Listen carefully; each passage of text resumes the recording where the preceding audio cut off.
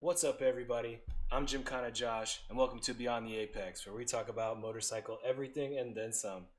Episode 18. I can't tell you how many times little kids and big little kids and everybody seems to be attracted to wheelies and burnouts and doing all this crazy stuff on the street. Every time there's a ride, there's somebody on the corner just like giving the universal symbol for Papa Wheelie. It's just in everybody's blood. Tonight's guest is one of those guys that gives it to you. He gives it to the people. He gives them what they want.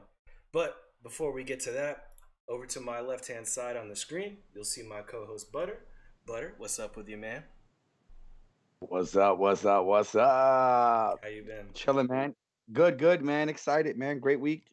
A lot of stuff going on. Yeah. I'm excited about tonight's guest. He was actually getting a tattoo on his neck, like all the way. Like, yeah, I mean, he's Hollywood. What do you expect, right? He's got to be all Hollywood and shit. So he's getting a whole tattoo all the way down here on his neck, and it ran a little longer than it was supposed to. But he just hit me up. He's just cleaning up now, and he's gonna connect. So as soon as he connects, we'll bring him in live. Okay, okay, sounds good. I'll try and work all that out while we're going on the fly here. But until he connects, there's been a lot of stuff going on lately. I mean, this is honestly, you kind of said it recently. This is the riding season right here. This is the good time to be out on the road. What are the stuff? What are the kind of things you've been involved with lately? Well, you're right, man. This is riding season, and I'll tell you right now, when I did my ZX10 originally, I did it like late July, mid August. I went to this guy out at Orient Express, a guy named Chris. And when he ran my bike after Don Gould set it all up, I was running a 197 after he finished with it horsepower Hmm. wise. I went from a 191, 197. It was 89% humidity. And when he was at 191, it cooled down a little bit and he got me up to like 197. Hmm. So the heat plays a major part in how much horsepower. Um, After speaking with him and getting all the physics done and all the stuff kinked out, he was like, on a cold day, you'll be at like 205 easily. Right. Like there's a huge jump, when it comes to humidity and all that. Wait, this is on the And you could Daytona? tell the difference. No, this was on the Oh, ZX10 ZX10. KRT had. So there was a big power jump um, on the bike. So yeah, anything below 80 degrees, 75 degrees, your bike is gonna run Yeah, definitely. sweet. Not even just humidity, but just the science of compression and temperature. It all comes into play for sure.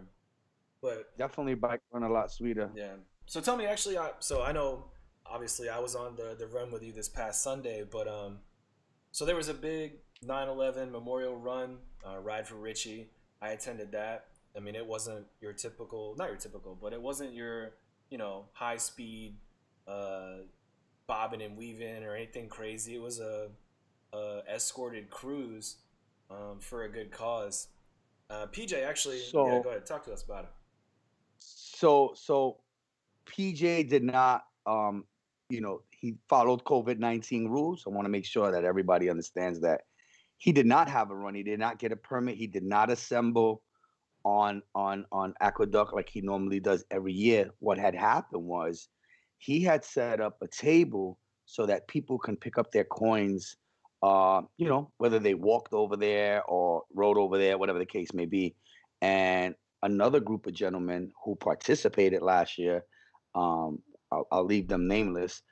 They decided to say, you know what, let's all go together and get our Mm, coins. So again, to not implement PJ in mm, anything because he followed all the COVID-19 rules. He did not assemble anything. He did, he told people the event was all, but if you want to come collect your coin, and people chose to gather and go pick up their coins in a group, and it was pretty cool. yeah, it was We really cool. met up with some people that kind of organized their own little get together to go down and see him, and it was kind of a dope run. We had about, I'm gonna say, anywhere between 75 and 100 bikes and probably about 200 Right, cars. right. Yeah, dude, I was honestly, Yeah. this is the first time I've ever really been a part of something quite like that. When we got to that one little spot and there was all those tow trucks and all the other vehicles there, I was like, "Oh, damn, like for being unofficial, it seemed pretty official. But Yeah, like I've never seen so many tow trucks in my yeah. life. I mean, there was records, there was companies from all over the five boroughs. They even had what do you call those trucks? The shit removal trucks. Oh, the waste The management trucks things. that yeah, I was like, what? And it was just all over. I mean, they had the West Side Highway covered from one end to the other, and then it wrapped around.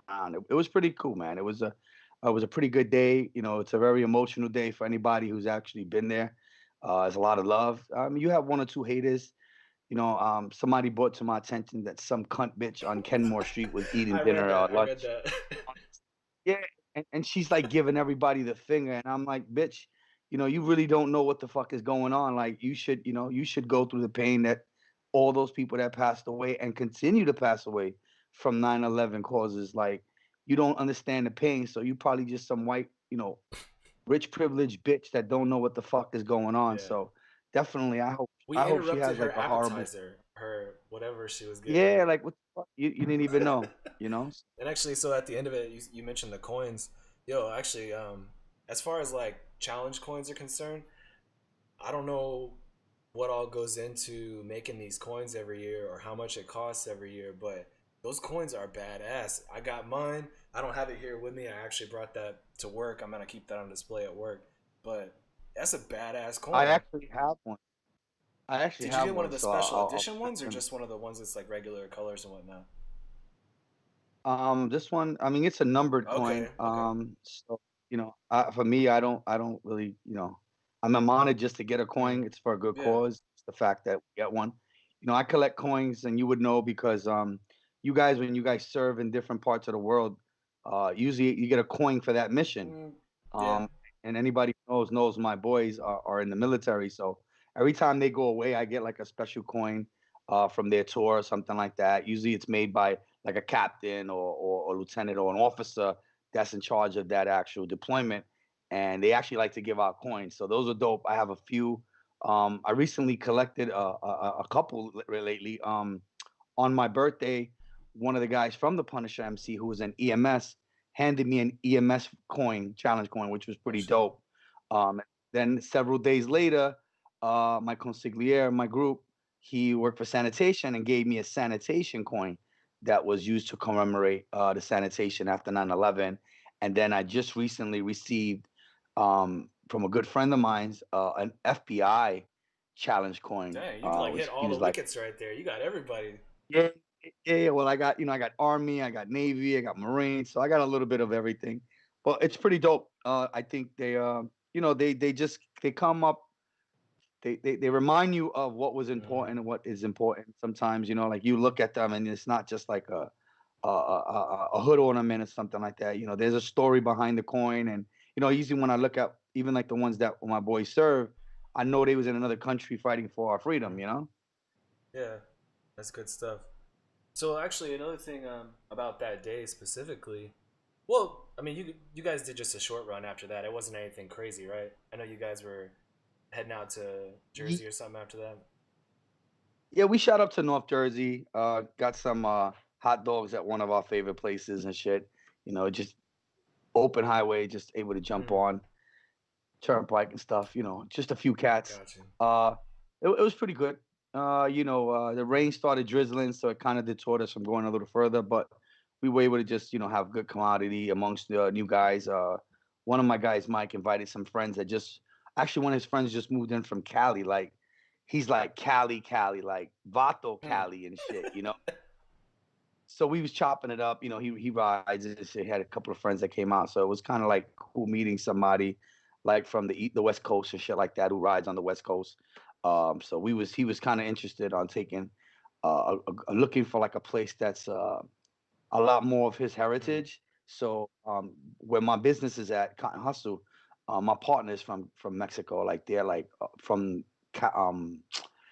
they're from a very important part of Mexico, and everybody loves like the food from there, the clothing, the Hmm. style. So Puebla is like a very popular place in Mexico. So he was kind of excited to meet somebody that can actually take him to a place that had all that stuff on the East Coast that he could be looking for that remind him of Oh, Mexico. okay, okay. But Yeah, that's tight. yeah, it was pretty dope. Saturday we went on a ride. uh, me and a few people went out on a ride to Philly, and I tell you, I never made it to Philly so fast. I think I made no lie, I made it in less than an hour. Yeah, but you I weren't made it even to on Philly. the Daytona. You said you were on the Indian, right? I was I was on a fucking Indian, and I had the wife on the Yeah. back, like full throttle, like it's bugged out. I'm riding the Indian, and usually like when I fill it up, it says like 180 miles to the full up. But man, you hold this thing full throttle, and you're just pushing it, pushing it, pushing it. It was a nice cool breeze, and I was just blowing down the Mm. turnpike. I mean, I was following the miles per hour. I was following the speed, guys. I wasn't going faster than the Yeah, speed yeah, limit, yeah. Sure, but sure. I'm blowing down the turnpike, and I was like, "Holy shit!"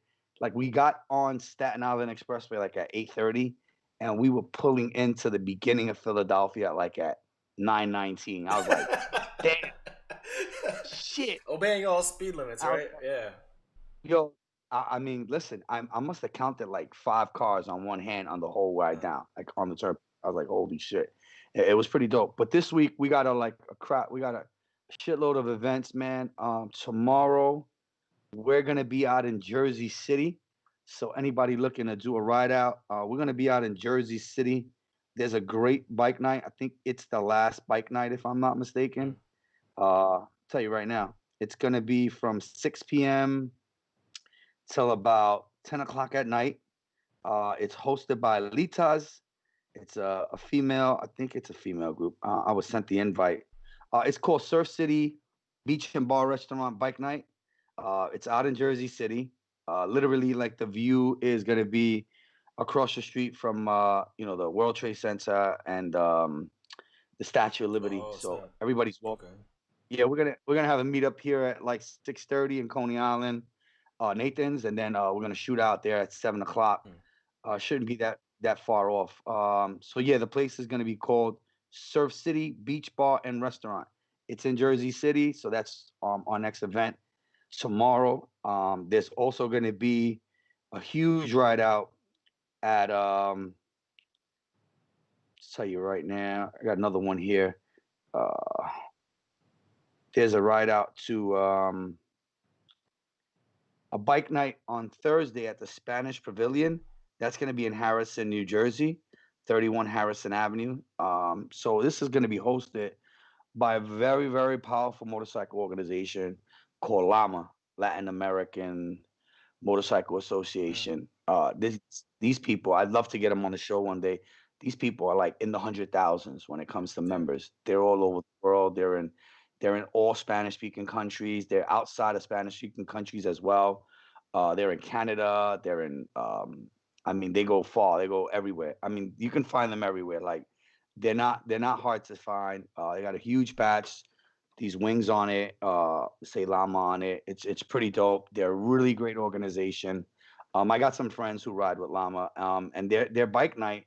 Actually, two people that I've come across have always said that they have one of the dopest bike nights in the East Coast. So I look forward to this one. The last one they had, it got rained out, but Is this um, like their yeah. main hub? Is this where they originate or from somewhere else? So yeah, Jersey is their main hub. They have like the biggest chapter on the East Coast. I think it's Mm. Jersey. I think if it's not, it's Port Perth Amboy or something like Oh, that. I've I'm been out not there. That's a nice area. 100% sure. Yeah. So yeah, they're pretty big, because that chapter has a lot of people from different areas that don't have a Mm. llama. So they kind of scoop up other members from other neighborhoods or whatever in different parts of the East Coast. So yeah, they're people are really great people. One of my buddies who I grew up with, he's a karate instructor and he's a llama. I have a cousin who rides with them. So really great people. So is at this bike night, which coincides with another ride that we're doing. So September 20th, we're doing a ride for a little baby named Liam. This Oh was a yeah, yeah. I see you post about this. What's going on with that? Yeah, so he was a 4 month old baby who contracted cancer, who got cancer, and it's a very rare form of cancer. Hmm. Um, the parents are good friends of my Jersey Prez and his family, and so it kind of hits close to home. He reached out to us and said, "Hey, we'd like to do something special for this kid. Can we start like a GoFundMe or contribute to the GoFundMe?" And I was like, "Yeah, of course, man. Anything like that, we're in." Um, and it turned into more of a let's do a ride and show support. Llama got involved. Llama reached out to my Jersey Preds and was like, "Listen, we're gonna do a 50-50 raffle, and we're gonna donate half the funds to the charity." And I was like, "Wow, that's really dope." Mhm. I get no credit in this. This has nothing to do with me. This was all done by my Jersey Prez Ray. Shout outs to him and his wife Jenny. They organized everything. They did all the footwork. They just, asked me for my blessing. And of course, when it comes to charity work, you don't got to ask me for permission to do any of that stuff. Let's just do it. Right. Uh, so Sunday we got to meet up. We're meeting up at Coney Island again at 10 a.m. in the morning. Kickstands up at 10:30. There's a Staten Island meetup at 10:30. 7:30 boys are gonna be up there. Shout outs to their new prez, my fams, E-Dubs. Um, they're growing out there. They're doing their thing. They're gonna be meeting up and riding with us on Sunday as well. So Actually, you posted it's gonna something be a good recently look. about event they're hosting too, coming up too, right? Yeah, they actually got a Halloween party coming That's up what it was. October 30th. So for those of you that know where the zoo is at, come down and party with the apes. Get it in, man. Those guys know how to party. We pulled up there Saturday night after coming back from Philly. I pulled in and I was just like, well, let me just see what's going on in here. And fucking like the dudes know how to party. Impromptu party. There's like, some kid's birthday, and they just started like, you know what? Let's open up, put the music out. Mm.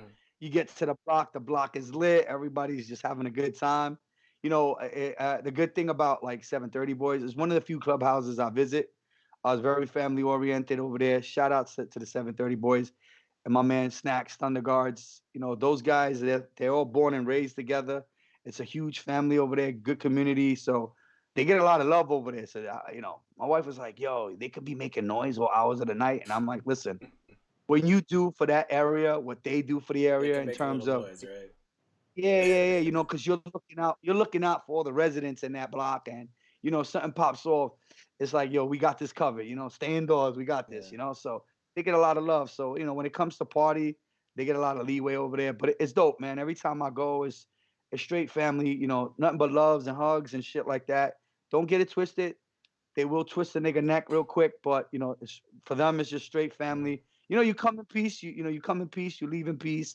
Don't come out there with no rah rah because they definitely could get it in. But again, it's real family oriented over there. They got great neighbors. Shout out to my man Els Pagans. Next door. So there's a lot of family on the block, Hmm. man. So it's not like you can just come up there and act a fool. It's not gonna happen. Right. So That's cool. but that's their event. Yeah, and we're also going to be putting on an event. We're just waiting for city ordinance and a okay from the local politicians in the area. So we're going to be doing a trick or treat event out in Jersey at Lincoln Park. There's a huge community, and inside the community, they have like this party area that's Hmm. outdoors.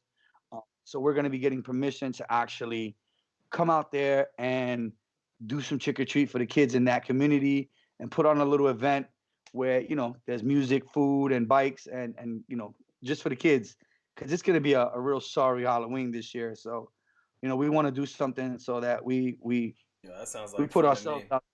I'm kind of short, so I Listen, might just like throw on a damn Casper the Friendly Ghost costume, get some candy for my damn self. I haven't really thought of a costume. I had one last year and I kind of incompleted it, so I might complete it this year. I left the suspenders at home, but this year I'm What? gonna try it What were again. you? What were you trying to dress up as? So there's a famous book, which is one of my favorite books, and it's also one of my favorite movies. My uncle, who's a Mongo, shout out to Comanche, original OG Mm. Mongo. So when he used to live with me, he's a big time reader, and he put me onto this book called Clockwork Orange. Mm. I don't know if you know the Yeah. book, but it's a famous book, and the movie was written by Stanley Kubrick, who's probably one of the greatest producers of all Right. time. So he had a so the costume is like Black these suspenders white. with a white Nah, shirt. it's white. It's all white. It's All all white. white. White Hmm. suspenders. Yeah, they had the little eyelash Hmm. painted. They had the black top hat. So it's kind of like a tribute to the movie. One of my favorite movies. I did it last year and I forgot my suspenders and I was like, fuck, man. Like that's the whole costume. Like some people got it, some people didn't, but it's cool. Right. Um, so see, hopefully the weather's good this year. So I know definitely we're gonna be doing something like that. Um, That's about it. We have an event coming up as well. We're doing I know you'll like this and I know you're gonna get down with this. So we're actually gonna do the ride finally after like a year layoff. So there was a soldier, one of my bros that's part of the team. He has a brother that was killed in Iraq with him as he served, and he was a Marine, fellow Marine like yourself. And we're gonna bring the flag to the wife. Hmm. Uh, this was supposed to be done last year, but on the day of the event, one of the sisters had got into a really bad accident at like 5 in the morning prior to the event. So we had to postpone, and then we rescheduled it for the summer. And then we was like, look, it's a 4 hour ride. We're gonna be sweating our balls off. Let's wait for the weather to cool down a little bit. So I think it's September 26th. You can look up That's the day after my any birthday. Hustle. Yeah, any Hustle King member, you can look up there on Facebook or Instagram. There'll be a flyer posted like with the meetup times and all that. Um, it could be changed to October 11th or October 10th, which is the Saturday or Sunday prior to Columbus Day Mm. weekend, so that after this long ride, we'll have Monday to rest up. So the details are kind of still in the works, but it's gonna happen. So anybody interested in riding out to hand deliver a flag to a fallen soldier's wife, we're actually gonna be visiting the gravesite. So Is it a national you know, cemetery? I think it's a private Mm. cemetery, but he's a Marine, so he's buried there. So, I'm pretty sure you'd like to come out to that Yeah. one. So definitely, put the word out. I know there's a few people that had asked me about it last year. So, That's good it stuff. is what it is. How'd you find out about it again? These are like people in the Hustle Kings or just affiliated? Yeah, one of my members served with him. I Oh, have a okay, few. okay. Yeah, I got a few Marines. You haven't bumped into all of them yet, but there is a few of us that have served our country and that ride. Mm. So they're like really really hyped about this one. But again, my one of my Bronx guys, George, he served with this guy in Iraq and he was killed. Mm. So it's something that's been waiting on him because he has possession of the flag and he promised to deliver the flag, and we haven't, we weren't able to last year because of what happened, and then this year with the COVID-19, we weren't able to get a good date. Yeah, So we said, let's do it. Like we can't hold on to this flag anymore. makes sense. Yeah, that's good stuff. That's a really important thing you're doing. That's a powerful thing you're doing too. I'm sure she'll appreciate it. Oh yeah, absolutely. And then October 3rd, uh, Freedom Blocks is going to be doing their cancer ride out. That's going to be pretty huge. So if you haven't really been a part of that in all the years that passed, definitely something you should check out. Everybody should check out. It's a really big event for a great Mm. cause, for breast cancer awareness. So I encourage everybody to get into that. Yo, this isn't like a group ride out or anything like that. But you remember the first time we actually rode together, right? The first time I went out on a group ride with you, that bikes Yeah, and breakfast thing. Yo, I yeah, just yeah, went yeah. Oh, again. that's right. We did that. Yeah, I just went again about 2 weeks ago, I guess. It wasn't obviously this past It weekend, was, but the weekend before that. So yeah, for the yeah. people out there that have never been to this before, if you're in the New York City area and maybe you want to get out of the city for a little bit, first Sunday every month they do a bikes and breakfast at it's called the Market, and it's on Route 9W Yeah, up off the Palisades. yeah. That's a really nice event. This time I actually had the opportunity to kind of like walk around, talk to people. There was familiar faces out there. People were coming up and like shaking my hand and whatnot. It was a really awesome event. The first time I went, I met you guys up there. I was like, Mr. Lone Wolf up there. No, no, no. Get the story straight. You rode with us, and we lost you because you decided to fucking pay the toll. You actually stopped to pay tolls, and we thought you fucking went home. And then so Yeah, I didn't yeah, know. I didn't know that's what what to do. happened. Tell the truth. Tell the truth. Well, I This mean, in all motherfucker. honesty, I still pay the I tolls, want but they this. just mail the tolls to me now. That's the only thing. But yeah, Yeah. Yeah. We actually saw you up there with your yeah, buddy. It was funny, right? Because we got to see people say, "Oh yeah, I know you from your gym, kind of yeah, Josh. You yeah, butter from the show." That was pretty dope to have people and recognize us and stuff like that. It's cool. yeah. It tells me that people are watching the show. Definitely, definitely. Yeah, thanks to everybody But out they there do. watching too. By the way. Yeah, they have a really good breakfast spot up there. Try not to cheat. They got healthy food. but they do It's make an so good. awesome breakfast burrito. Yes, that's what I Yeah, had. That's what I had. yeah, But if you're trying to go for yeah. like hitting the twisties and go for a ride after that, you might want to chill for a minute and just like drink a coffee and relax. Cause yo, that like started giving me the itis even at like 11 o'clock in the morning. I was ready to just go to sleep. So a lot of people when they go up to Bear Mountain after 9W Market, everybody gets on the Palisades and usually goes out into past exit 18. They try to go up to Bear Mountain. Mm. But if you get off on exit 17 and you're able to take the Seven Lake Drive road, it's the left exit on 17.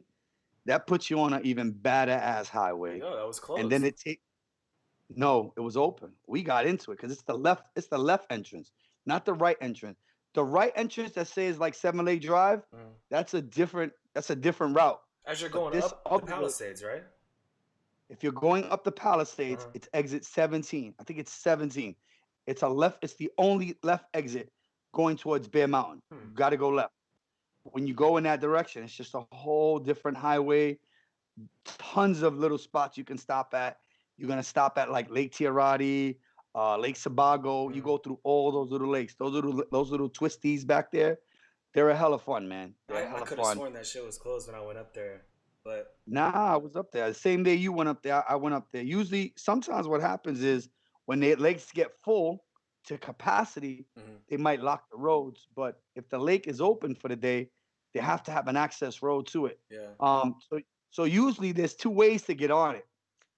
If you're coming from if you're coming from the Palisades, you'll get off on exit 17. If I'm not mistaken, it's exit 17, and that puts you in through the Seven Lake Mm. Drive. But once you come out of that, at the end of that drive, it's 17. It's 17. Yeah. You can only take 17 one way, and that 17 puts you on to the thruway. So if you're coming from the thruway, you can take 17 up, and it'll put you into Seven Lake Oh Drive yeah, yeah, without without because usually they lock it down on the yeah. Palisades because they know the That's fight. right. That's right. So that's the back door entrance. Yeah. So well, the day I was up there, we ended up just skipping by Seven Lakes and Harriman State Park, and we went straight up to Storm King, Storm King Mountain. I was telling you about it a couple weeks ago. Actually, it's like when you pass by West Point and just kind of follow it up the mountain up there. It's also just as beautiful, just as twisty. It was nice. Um, Big Justin met up with us, so I was riding with two Justins that Sunday, and then we ended up going to some little motorcycle museum a little bit further north, like Motorcyclepedia or something. It was pretty cool too. Not usually my cup of tea, but it was a little bit different. Classic bikes. Actually, there's a bunch of Indian motorcycles. If you're at all interested in like the history of your manufacturer, the Indian, and like where it came from and everything that they did to revolutionize the biking industry, that's the museum to go to. They got a bunch of stuff there. Oh, that definitely got to take me Yeah. up there. I definitely check that out because I was just listening to a guy who was saying how they used the Indians in World War Mm-hmm. II, and I didn't know that. I was like, why? He's like, yeah, man, they use a lot of Indian bikes in World War II, so there's a lot of history behind the bike. Uh, it's good to know that when you ride this bike, there's some good history behind it, other than the bad history it got Uh, recently. what's the bad history? It got more Japanese parts than your fucking Yeah, I Kawasaki. believe it. I believe it. Yeah, actually, I was just super interested. It was super interesting once I got there. When I first walked in and the lady was kind of giving us a rundown of what was in there, I was like, oh, like classic Indian, classic Harley. And she's like, yeah, back there's some like movie bikes. I'm like, okay, that sounds cool. And she's like, downstairs we got our import section. This place is huge, by the way. I didn't know really what to expect. This was Justin's idea to go there. I didn't really know what to expect, but like the main floor, they take I forgot what model Indian it was, but they basically show the original very first model Indian ever created, and then throughout every single year that it made any sort of change, all the way around this giant warehouse looking room, all these different Indians. You go downstairs, they got Ducatis and Kawasaki's, just classic, beautiful wooden motorcycles. There was wooden motorcycles at one point in time. They got some of those there. It was just really cool. And at one point in time, actually, at the museum, they used to do this thing called the Ring of Death. You ever heard of that? Nah. It's where the guys get inside that giant cylinder like walls, and they like drive around each other at the Oh, same yeah, like they time. do. Yeah, yeah, they do Yeah, that something they like don't. that in the circus. Yeah, they don't do that anymore at the museum, but they used to do shows there, and so they still got the Circle of Deaths there, and it's pretty badass to see the pictures too. Yeah, I used to see that they do something similar like that at the Universal Circus. They put these guys in a ball and they just ride around each other, Yeah, like so just like wilding out and that's shit. So crazy. yeah, That's that's crazy. dope. So you got to definitely take us up there. Let's set that up. Hell yeah, we'll I go again. definitely would like. I feel like there's too much stuff there to really like absorb it all in one time anyway, so I wouldn't mind going back. But they're only open on the weekends, and they're pretty cheap though. Sorry. But yo, Yeah, no, but speaking, go ahead. speak. You got to support places like that so that we know our histories and stuff Yeah, like that. it's true. It's true. I mean, actually, the movie bikes that was pretty badass too. Like they got the Batman bike and the Terminator bike and even Prince's purple. You know the cover of Purple Rain. Yeah, They got like a isn't replica that? Wasn't that like a Honda Honda Rebel or something. something Yeah, like that?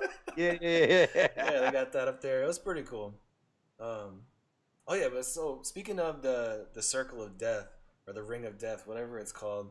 Um, Originally tonight we were talking about stunting, right? I had a question for you actually. Have you ever been like involved in the stunt scene? Have you ever like tried your hand at learning stunts and doing that thing? I used to do that stuff. I got tons of videos. So back in like 97, 98, obviously, we used to ride with the famous Winky 1100, who's kind of like the guy who set it off here in New York City with the whole Rough Rider theme. Mm. And when we rode, we used to ride everywhere. We used to have four-wheel. Like he would literally come 50, 60 bike deep, pick us up at our house, him and my fam's Jaji. Shout out to Jaji, the first lady of Rough Riders. Wink 1100 if you out there. I know he's been a little MIA lately, but this motherfucker used to roll up mad deep. And we used to come pick me and my sister up. And we used to ride everywhere. Mm. I'd be on a four-wheeler. I used to ride a four-wheeler back then. And I used to be in the streets just doing wheelies and wilding out. And we used to have hella fun. We used to have a place out of where where the Erkshine Mall Mm. is, bro. And that area was all landfill. It was all dead area back there. And we used to go back there and just and hang out. We used to shoot videos back there and do stunts and shit like that and practice. I mean, everybody who's somebody in New York City used to go back there and just come out, and we used to do stupid shit back there. I mean, we used to have when the Rough Riders was out, Wink used to have an event under the Bruckner. So if you ever go under the Bruckner, when you come off the Third Avenue Mm. Bridge, you got to come local, and then you're gonna pass the old strip club. There used to be a strip club, and then you go under the Bruckner a little bit, and then it turns into like an 8-lane highway. It has like service roads on each side, and then the main roads in the middle. They used to shut that down from one end to the other end of that area, maybe like a good 5 or 6 blocks, Mm.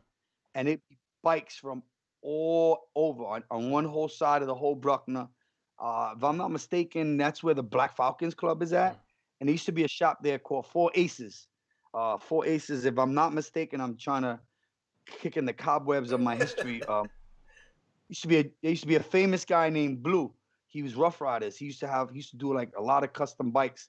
He's actually the guy who put together the first um what do you call that?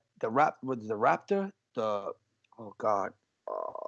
What do they call that thing? Slingshot. The No, no, no, the smaller one, the one that's closer to the floor. Is Yeah, that I a think that is a Raptor? What are Raptor. they? Yeah. Raptor. Yeah. So he put that together, and he hold on one second. You wanna join him in? He's All ready. right. Yeah, yeah. Tell him to just like hit me up on the video chat. I'll bring him in as we're talking. Ladies and gentlemen, Hollywood Stunts should be joining our broadcast shortly. Yeah. So the gentleman who did that, his name was Blue. He kind of invented that, and he used to when we used to go to the Javits Center. The Javits Center in those days were like the place to go see some really dope custom Mm. bikes. He used to build these. I mean, I remember at one time I saw a motorcycle, the famous ZX7, and it was built like like a Sagittarius Rex. It had the plates. It had a tail. And it had the plates on the tail. The head was like a fucking dinosaur. We should see some dope shit. If you ever watch, there's a famous video, Bubba Sparks and Jadakiss. The girls look so good. That vehicle is on there. The first one is in that video. He built it himself, and I think from what I understand, he sold the schematics on how to build it to a Canadian company, and then they started building it. Now they sell for like 70,000. But he sold the rights to it too, right? Yeah, he sold the rights to it, and I mean, he's got a little check out of it. But these guys went and these Canadian company went and made it a bigger thing.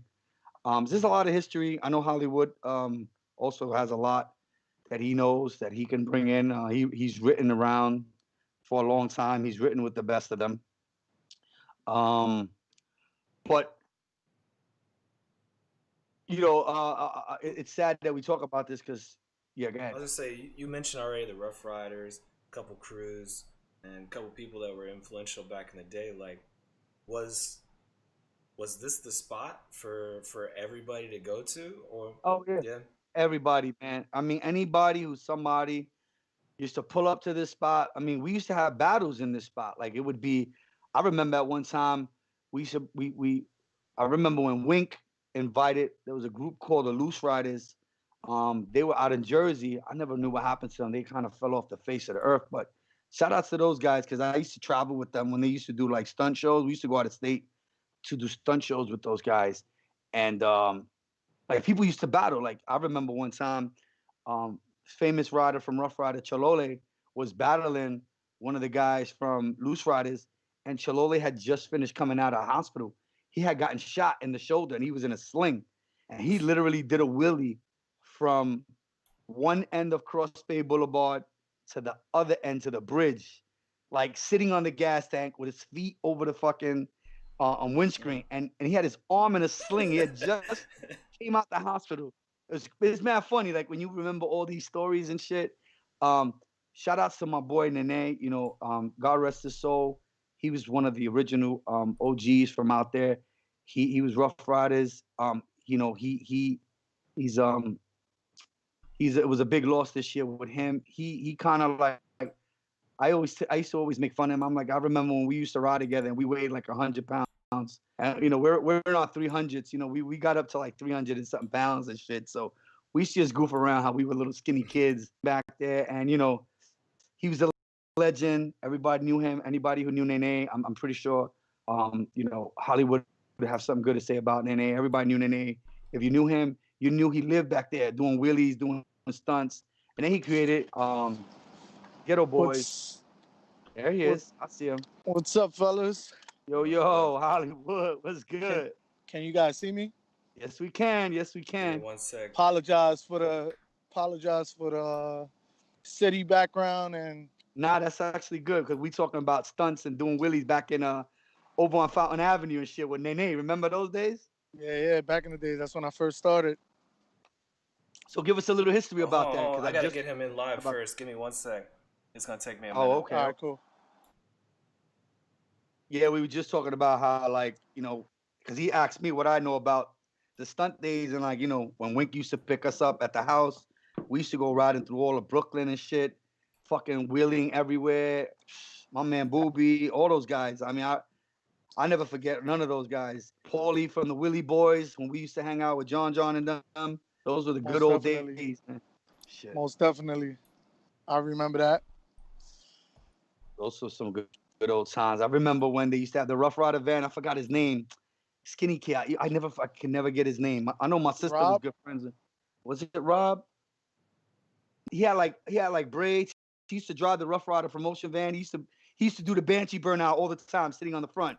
He was always doing the Banshee burnout. Sitting on the that was Rob. That was Rob. No. That wasn't Rob. That was Sean.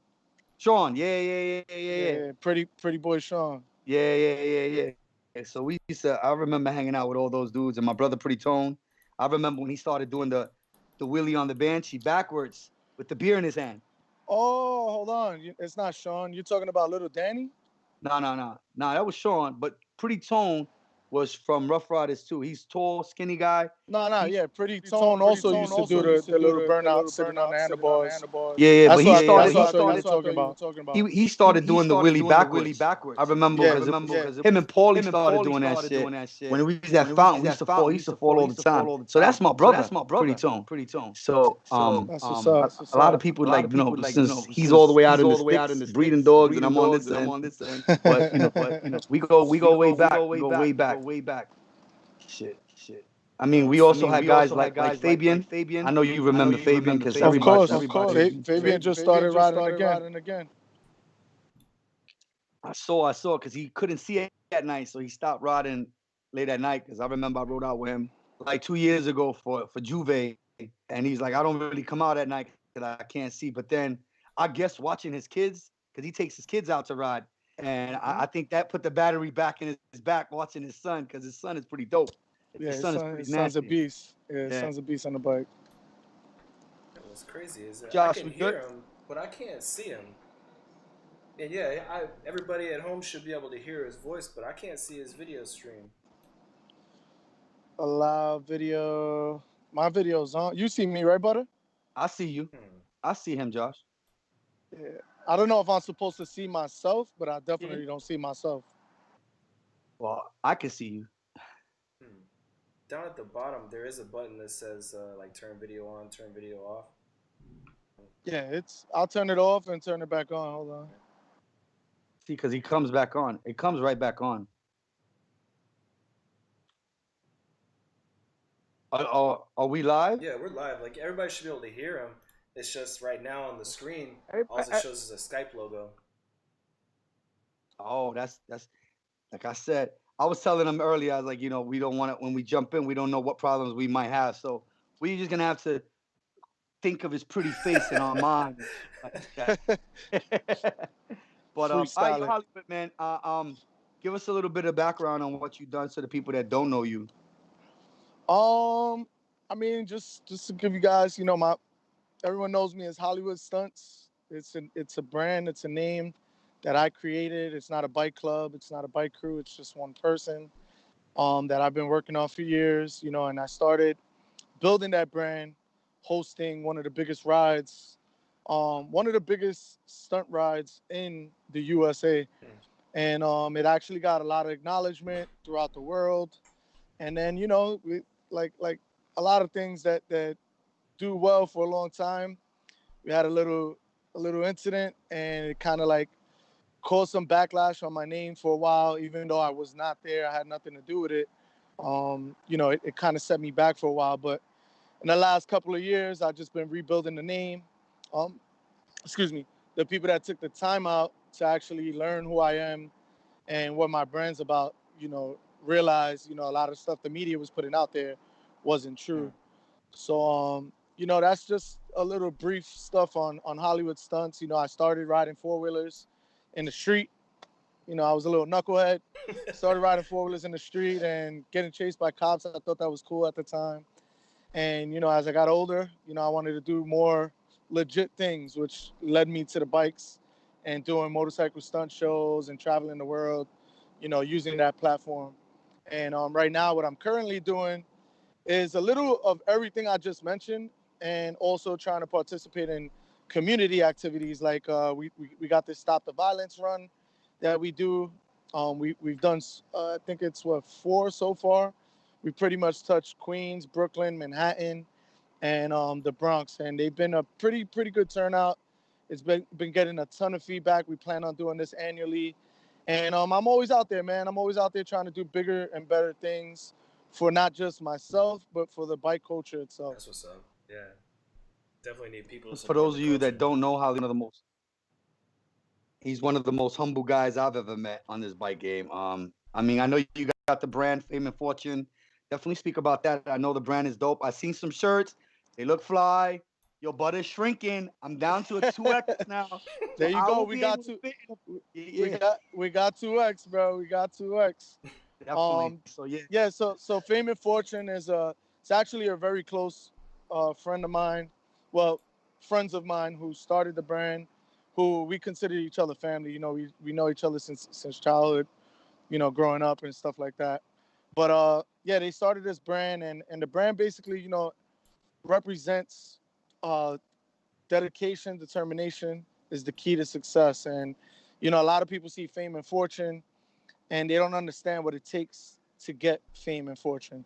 See, people see all the nice stuff. They see the nice cars, the nice lifestyle, but they don't realize the You sweat, don't see the the blood, the sweat. Yeah. tears that it took in order to get that. So, that the fame and fortune basically represents not just a bike thing. It represents anybody out there, any entrepreneur, anybody that started from nothing and became something, anybody that's out there grinding.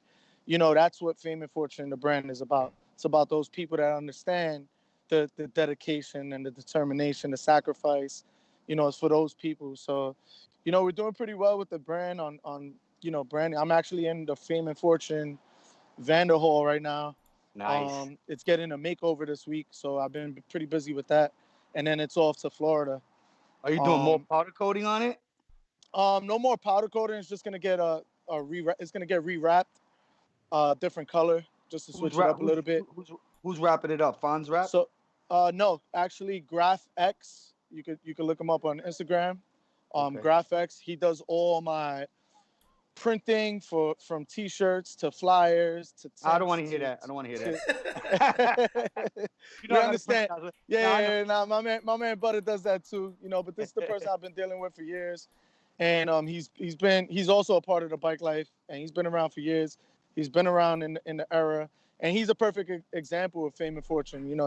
He's a perfect example of that because he came from the hood, and he has one of the biggest scaffolding companies in New York. He also has a big printing company as well. So, he's doing very well.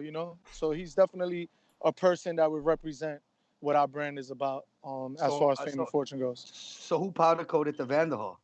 Yeah, the one and only, man. The one and only, man.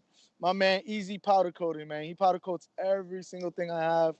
He got a Banshee in the shop right now that I'm about to put back together The that he did first for me. project, the first project you did when was the new ZX6, right? When you bought the new ZX6, right?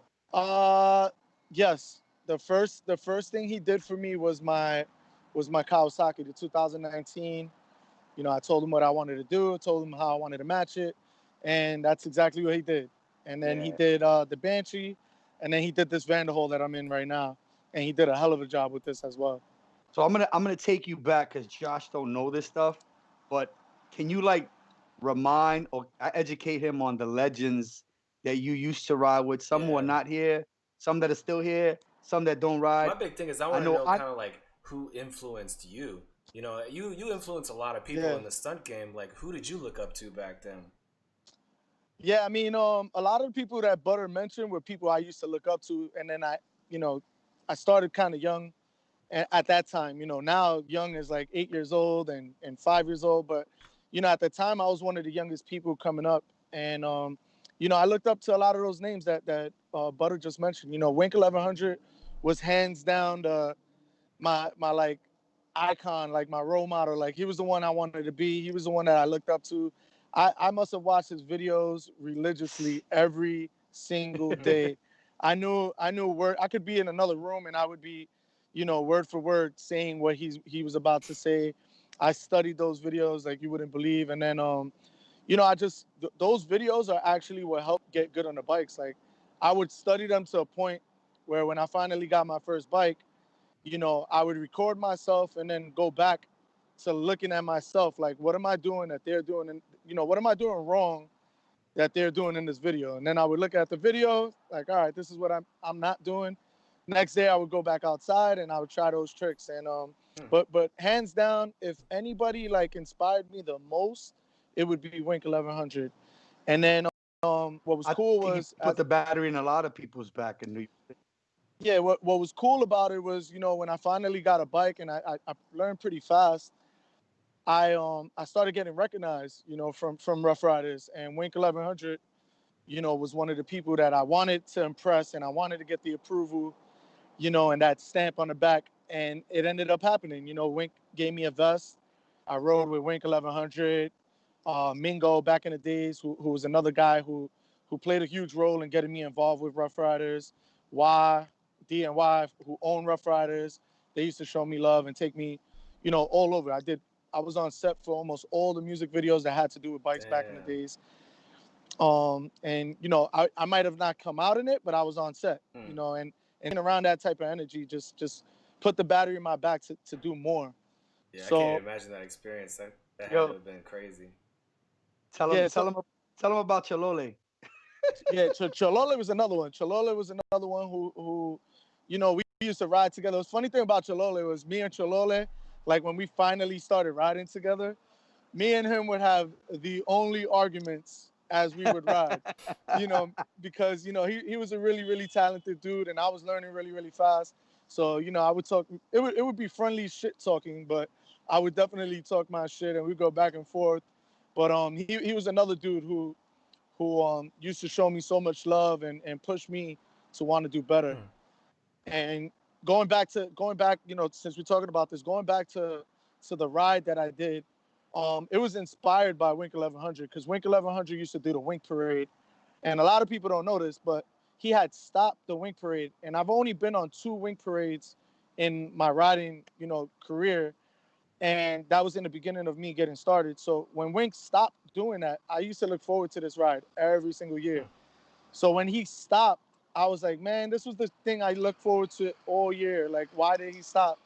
And he had his own things that were going on. So 2-3 years went by, and I was like, how can I do what Wink 1100 did, but make it a lot bigger than what the Wink Parade was?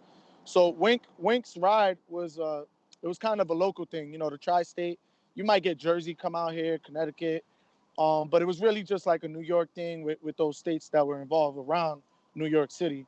And at that time, we didn't have social media. It was really just word of mouth. So what I did was I used the same concept, except I used forums on the internet and I reached out to people out of state and I told them, hey, look, I'm doing a ride here in New York City. It'd be dope if you guys come out here and ride with us.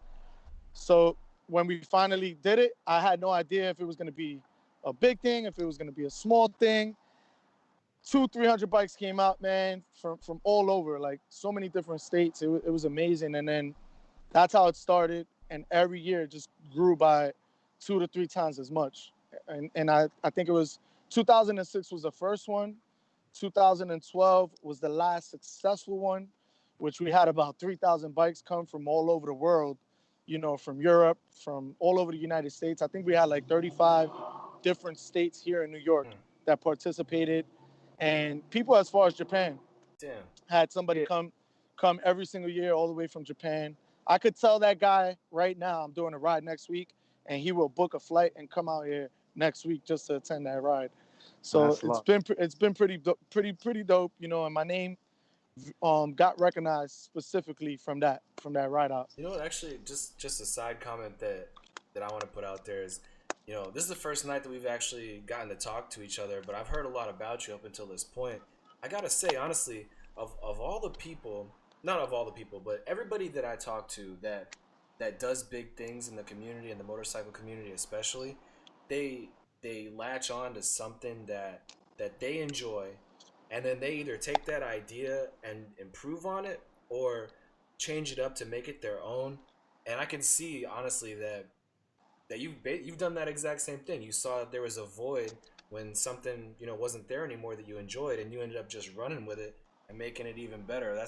I got mad respect for you even just for that. I mean, obviously there's the skills involved in stunning and whatnot, but like motivated people that just make things happen, that's super respectful. And also, by the way, Mr. Yeah. Sinister says that you're making him super nostalgic for his Rough Rider days. He says 2001, 2003. He's over here getting That's teary-eyed. my man, Sinister. Yeah. He's getting teary-eyed over here. Nah, he's getting teary-eyed. Yeah, man. Like I don't even think a lot of the people when Wink was doing the Wink Parade, I never spoke to him about it. I don't know what his intentions was with that ride out. I don't know if it was similar to mine, but my when I got on that ride for the first time, what I loved about that ride was that there was so many different people, so many different type of people, different bike clubs. There was no static that day. No matter what was going on before that day, everybody was just there having a good time. So, when I did it the second year, I was a little better on the bike.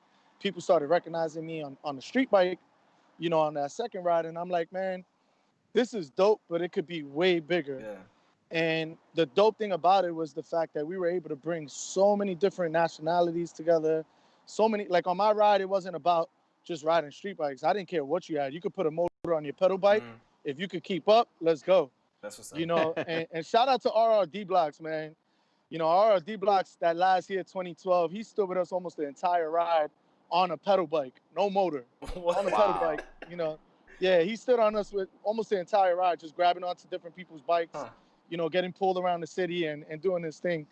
But yeah, man, that was my thing for it, and that's my thing with everything. Like, it's not just a bike thing. I'm always looking for a way to just bring people together and spread positivity. Mm. So, you know, I was like that before getting involved with bikes since I was a little kid, always trying to get kids together and do things like that. So, you know, when I got into the bikes, I just figured, you know, take that same thing that I was already doing and bring it into the bike culture. And, you know, even now, like, I got the bike platform, I'm recognized for it, and I'm humbled about it. But now that I got the recognition and the somewhat fame, you know, I don't want it to stop there. Mm. So what am I doing now? That when they asked me to do the Stop the Violence thing, I thought it was dope because now I'm taking the platform of my following and the people that support me, and I'm pushing it into the communities to bring the communities together. So, you know, and it's not going to stop here either. You know, if I could do something, it's not just something I'm doing here in New York. You know, I'm always trying to bring people together all over. You know, whenever I travel the world and ride bikes in different countries and stuff like that, I do the same thing there. Yo, what's some of the? So I wanna, Go ahead. Go yeah, I ahead. wanna say that cause I've been a few places and I've seen like these stunners, and then I'm like, yo, you know Hollywood, and they're like, yo, that's my bro, and I've actually taken pictures and people have shouted us out when I bump into them, and they're like, yeah, Hollywood's my peoples. So you definitely recognize in a lot of places because I can be proof of that. Give us some of the countries that you've Yeah. actually ridden Yeah. in. What's it That's like? we What's like it to like hear out that. there? Yeah, I'll tell you a few of them, and then I'll tell you which was one of the ones that for me was like the biggest. It actually humbled me even more to realize that in a country I've never been to, I thought I didn't know anyone. You know, the amount of love was just, I can't even, words can't express how amazing that Mm. felt. But you know, I went to Japan. They flew that person that I told you would fly out here. There was a big event, and I was considered their celebrity guest. So Wow. there was a big car and motorcycle show in Japan. It was called Next Auto Mm. Show in Tokyo, and they flew me out there for that event, and that was definitely crazy for me because you know these people don't even speak a tad bit of Mm. English, and you know But when they I knew how got to to speak the Hollywood, right? but yeah, when I got to the event, I didn't know what a lot of them were saying, but you know, I knew when they would say my name and they were smiling, I knew it was something good. Hopefully, you know, it was something good. But you know, there was about 200-300 people at this event, and I actually got a video where, you know, I brought some shirts and I was giving out some shirts at the time. You know, I was promoting a clothing brand called Stuntz, and we made some shirts to give out. And man, I got a video where I'm surrounded with about 200 people that don't speak English, and they're chanting Hollywood, Hollywood, and it was an amazing Mm. feeling, you know, to see these people out there smiling, and Japanese people are tough, man. Not knocking them at all, but when you do a show out there, man, they're emotionless. Mm. Like you're killing yourself on these bikes, and they're just staring They're at you. analyzing you. And that day, you know, I didn't even ride my bike. I didn't ride a bike at all.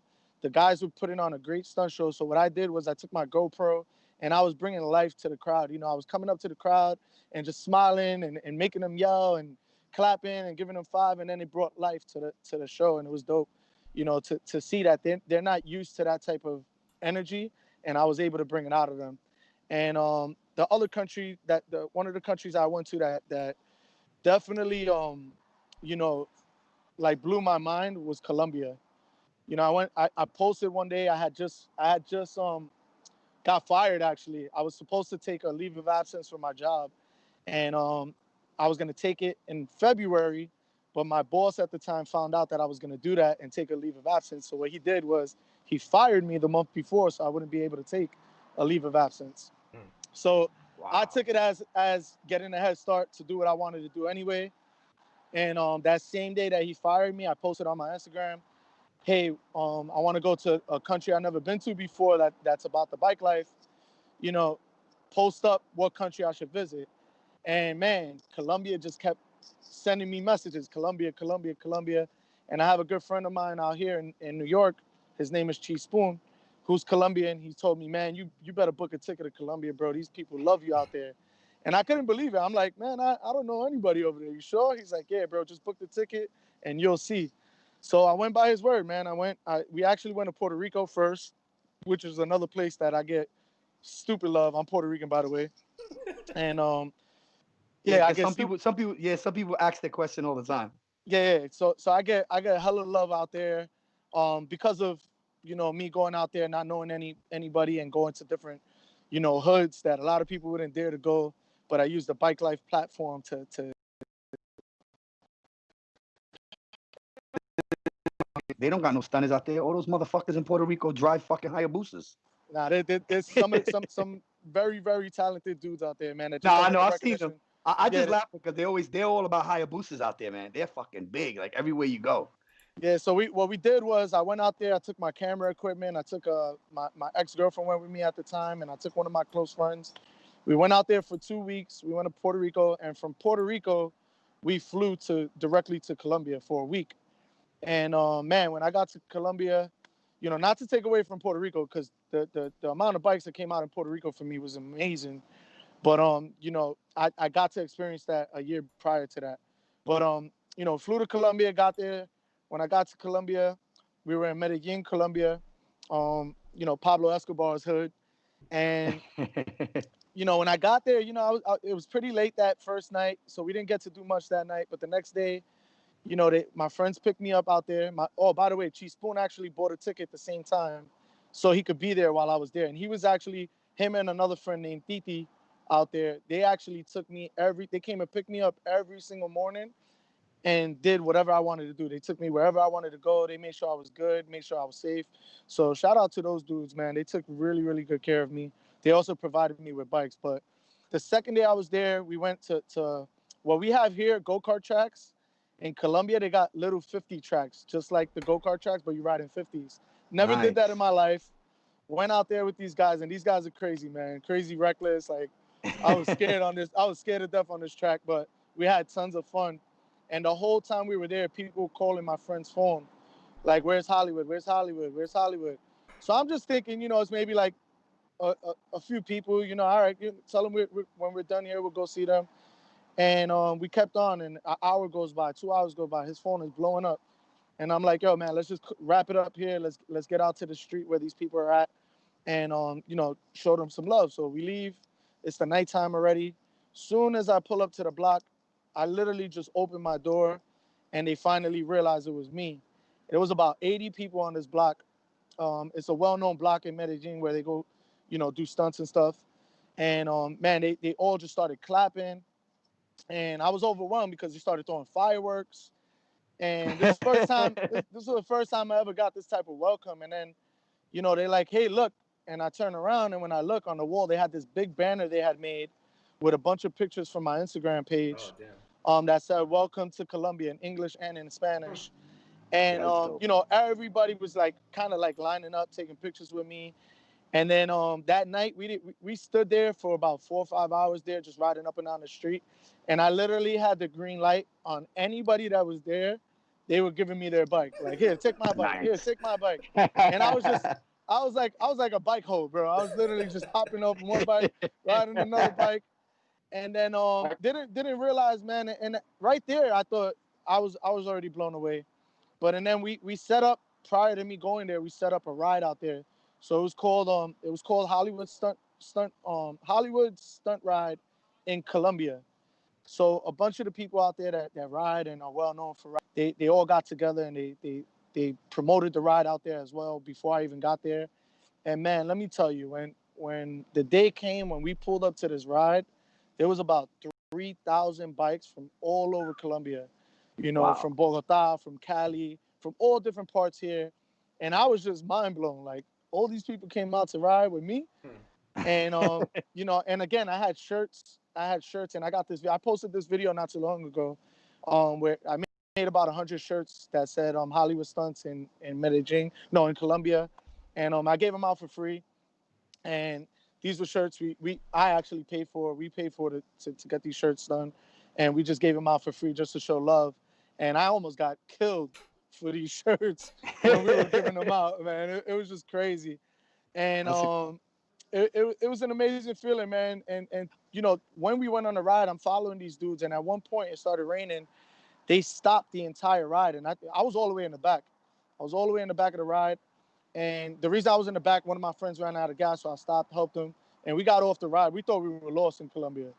We found the ride. They stopped the entire ride during the rain, and people were calling each other looking for me, so that I could get to the front of the ride and lead the ride in Colombia, where I have no idea I'm driving or riding. But they're gonna follow you, though. That's exactly. Yeah, and that's exactly what happened, man. The energy, man. I'm gonna see if I post this video up tomorrow. I'm gonna look for this video. But if you see that it's pouring, raining, and I'm on a 4-wheeler, and I'm just hyping up everybody right before we take off. And when you see this video, you know, if you see it on my page tomorrow, you're gonna see and probably feel the energy. It was so crazy, man. But it was definitely one of the places that you know, blew my mind the most was definitely Colombia. But you know, I've been all over, man. I got to ride in Egypt, and that was another crazy experience. I've got to ride in Puerto Rico, like I said. Everywhere I go, I try to take 1 or 2 days out. Even when I travel for myself, for pleasure, I usually sacrifice 1 or 2 days of my vacation to try to find some type of bike life. You know, somebody that rides. It's in the blood. It's in the blood. Somebody that rides. And the way I do it, you know, some people might steal this idea, but Instagram, man, Instagram's powerful. And before I go anywhere, I'll look up, you know, let's say I went to Belize one time, and I just like literally in the airport before my flight, I put Bike Life Belize, and I looked up the hashtag. I found people that ride bikes in Belize, followed them, shot them a DM, told them who I was. They went through my page, and that's exactly what I would do everywhere I go. And I'll start connecting with people. And it's risky. It's definitely risky because you don't know, you know, you're putting yourself in a dangerous position coming from the US, going to, you know, these third world countries and stuff like that.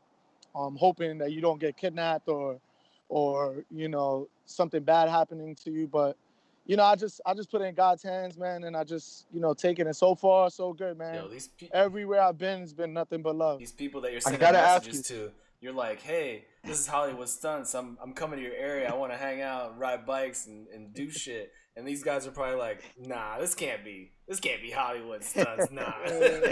Nah, I mean, I'll tell you, like, I don't even do it like that. I don't even say who I am.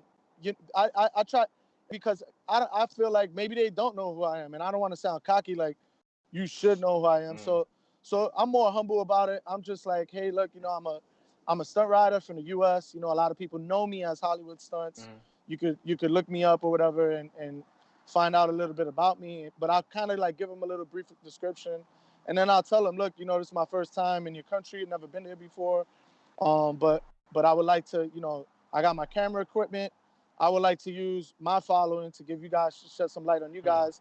I just really want to see what the experience, what the culture is like in your country, you know, and I just want to see, you know, the talented riders that might not get the exposure that we get because of our social media platforms and just technology in general. Some of these places are so behind that they don't have video cameras, or poverty is so bad that they don't have video cameras to record. And the crazy thing about that is that in those places are some of the most talented riders I've ever seen. But because they don't have the money to buy a camera or they don't have cell phones, people don't know who they are. And a lot of the reason I get a lot of respect is because I'll go to those countries and I'll record these people and I'll put them on my platform and tag them or say, look, these guys are from such and such. They're one of the best riders and so on and so forth. And that's why a lot of these people and a lot of these countries show me so much love, is because I'll literally shed light to those places that never got, you know, light shed on them before. I wanna ask you a question that most people would love to hear, because I know you know the best of the best. Give me your top 10 stunt riders, and you know, if you got to break somebody's heart, he's gonna get back on. Oh, we had Yeah, slight technical difficulty here. We had a disconnect. I'm sure he'll come back in. I'll send the invite one more time just to make. Oh, he's back in already. there he is. Yeah, Yeah, I yeah, we lost you guys. got you. We got All you. right. I lost you Quick guys for a save. Quick second. save. So I meant to ask you top 10 stunners of all time in your list, and fuck it, you could offend who you want to offend. I got your back. Yeah, top 10 is tough. Um, and it's not tough because I don't want to hurt nobody's feelings. I'm a very blunt person. When it comes to this bike game, but it's tough because you're talking about street bikes, you're talking about dirt bikes, you're talking about four wheelers, and to me, when you say stunt riding, I look at all three categories because there's some really really talented dudes in all three of those categories. Excuse me, that I just mentioned. Um, but man, I could sit here and I could give you a ton of names, but if you want my honest answer, there is no top rider. And that's not me being humble. That's not me trying to not hurt anybody's feelings. I just feel like every single rider, even if they think they're the best, there's somebody better than them. But aside from that, I feel like every rider has their own style, and that's what I like. I like style. I like, if you ask me who's one of the here in New York, I'm from New York. I I'm not gonna sit here and say I'm the best rider out there or anything like that. But some people might disagree. They might feel that I am. But if you ask me who's my favorite street rider on a street bike, when it comes to the streets out here, I'm gonna tell you Workout Stunts. And Workout Stunts is somebody I ride with. Some people try to put us in the same category to battle each other. That's something I'll never do. Because I got to a place where I'm at in my life in the bike game without having to put anybody down, without having to prove myself. And I'm cool with that. I don't need the title of being the king. If people want to call me the king of New York, or what I run with now is the GOAT. I love the term the GOAT because the greatest of all time can be anybody. It could be you, it could be me, it could be all of us together. There's no reason we all can't be great. King, I don't like the word king so much because not taking away from Hustle Kings, bro, but I don't like the title king, the king of New York or the king of the bike game. I don't like that title because it's like you're putting yourself above everyone else, and I feel like nobody should ever do that because there's always gonna So be somebody better than you.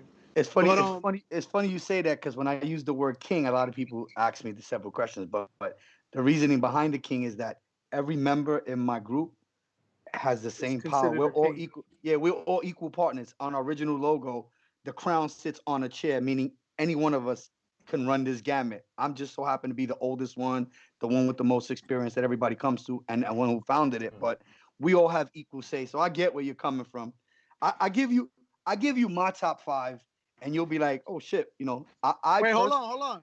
Let me finish the list because all I said was Workout Stunts, and I Oh don't want yeah, to yeah. take Go ahead, go ahead. I don't want to take away. I'm gonna tell you a handful of not a handful, but I'll give you a couple of names. Obviously, Wink 1100 till today is still somebody I look up to. I've gotten to do shows and stuff with him. In this generation right now, there's a ton of people, man. You got E Money from Yonkers, who's killing it He's right now, nice. man. He's killing Yeah. it. And I'm mentioning names from here in New York right now because we have a lot of talented riders all over, and I'm not gonna go, and pick and choose. But I'm gonna just talk about New York right now. You got my man Red. I got Blocks, who's another sick street rider who's been around for a long time. Um, then you got up and coming. You got Gingy. My bad, not to cut Gingy off. But we got Gingy as well, who's been around since I started. We kind of started together. He's another sick rider, a beast when it comes to the streets. You got people from Harlem. Rest in peace to my man Ray Ray, who was another legend in the bike game, who was super talented. Then you got people like Huggy.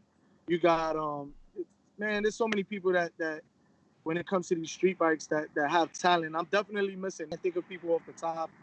Then you got the dirt bike guys. One of my favorite dirt bike riders is Chad from Brooklyn. He's a beast. He's a beast on those bikes, man. Fast Bro, speed, that's slow speed, it what's doesn't his matter. Instagram? What's his Instagram, Chad? Chad BK, I believe. I Yeah, could I, okay. I could be saying it wrong, There's that but other kid from Long Island who's nice too. The kid from yeah, Long Island that flex me shouting out? There's a bunch. You got my man. Leaky the bike star. Lee. Can't Yeah, forget Leaky the bike star. Leaky's from Queens. He's from Jamaica, Queens, and he's killing it, bro. You know, and these are people. These names I'm mentioning are not just people that are great on the bikes, but they're actually paving the way for the future. They're actually opening doors and getting us recognized, and you know, making corporate people start to realize, like, hey man, we might need to put some money behind this person, or we might need to sponsor this person, you know, including myself. You know, I'm looking for ways to get the eyes of the people that would never even look our direction. I'm looking for ways on how we could, you know, get those people's attention and do positive things where they could be like, all right, man, they're riding on the street, but what could we do to help this rider? You know, yeah, we might not support the streets, but maybe we'll support one of his events. You know, maybe we'll buy him some stuff to help him out. You know, maybe we'll talk to the people that we need to talk to in order to get, you know, these guys off the street and build a park or something like that for them. So that's what I'm doing. That's what a lot of these names that I mentioned are doing. You know, we're just trying to innovate what was already done. We're trying to innovate as time goes by, and you know, maximize as much as we can with you know, possibly getting careers made out of this bike thing. Well, I'll tell you right now, I got you on my top 5, all right, nigga? I got Appreciate you. that. I got you. I got Wink. I got Fabian. And I know you know my man Ruthless Tactics. Shout outs to Ruthless Tactics. Oh man, that's my brother, man. Yo, we go way back. Ruthless, yeah, yeah, bro. man. That's my brother. Way back.